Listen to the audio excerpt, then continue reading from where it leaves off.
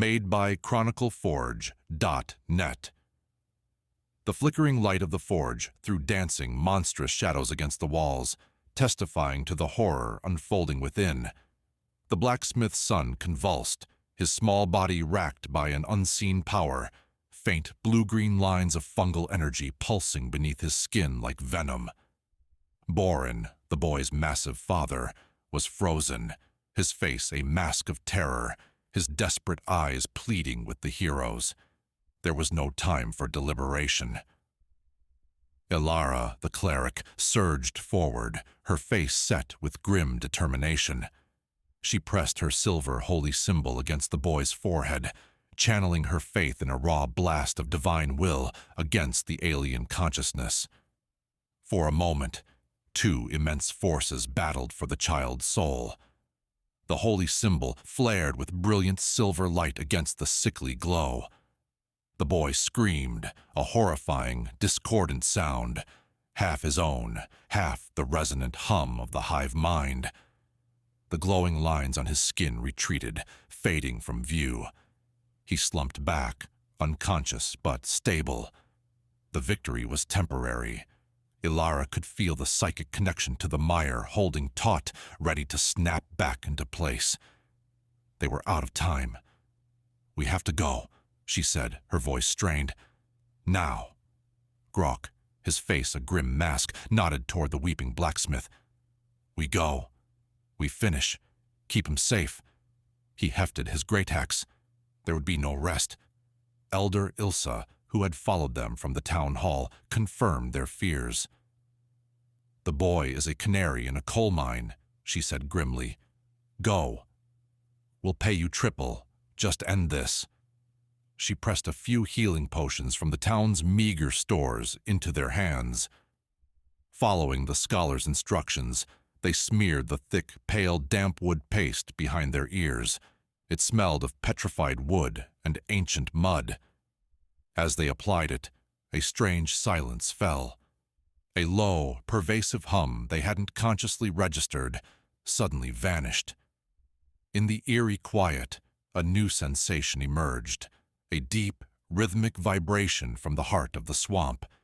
It was a beacon. They re-entered the Whispering Mire near midnight. The swamp was a different beast in the dark, a place of predatory shadows and unseen horrors. Phosphorescent insects drifted through the air like lost souls, and every splash in the murky water hinted at something large shifting just beyond their lanterns. Their march was brought to a halt at the edge of a wide, bubbling bog of thick black mud that reeked of decay. The path continued 50 feet away, an impassable distance. After a tense search, Lyra's keen eyes spotted a solution, a large, submerged stone near the bank. Grok, with a tremendous heave, dragged the massive rock from the riverbed and shoved it into the bog. It sank, but held, forming a stable first step. From there, Lyra took a running start and launched herself across the gap in a death-defying leap, her fingers just catching the edge of a far boulder. She scrambled up and secured a rope, allowing the rest of the party to cross the treacherous obstacle. Deeper in the mire, they were ambushed by ethereal Will-o Wisps. The creature's hypnotic lights charmed one of the heroes, luring them off the path before Grok's quick intervention, and a frantic battle extinguished the dangerous entities. The final one dissipated with a faint, silent pop, leaving only an oppressive darkness.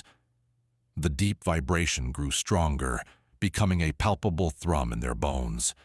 The air grew thick with spores, and the fungal growths of the mire pulsed with an intense, sickly light that cast the entire swamp in a nauseating glow.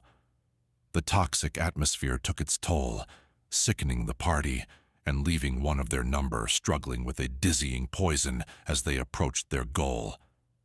They finally broke through a thicket of tangled roots and found it.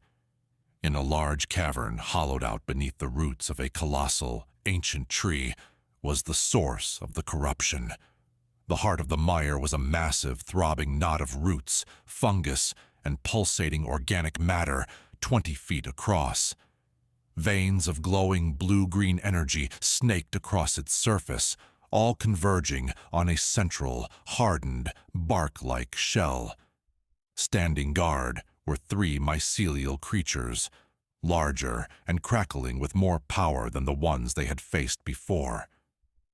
As the heroes stepped into the clearing, the 3 guardians turned their faceless heads toward them in perfect, chilling unison. The deep, vibrating thrum from the heart intensified, becoming a crushing wave of sound that resonated not in their ears, but in the very marrow of their bones.